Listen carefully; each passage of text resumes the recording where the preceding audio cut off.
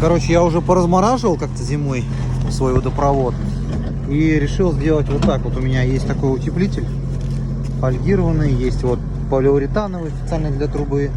Она замерзает вот тут, вот в этих вот 40 сантиметрах. Там-то греющий кабель, он лежит там, пускай, да.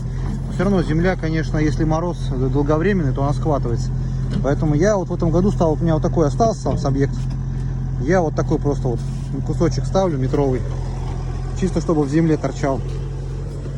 Все, на скотч все заматываю. И все, будет теперь тепло. Глубина 1,5.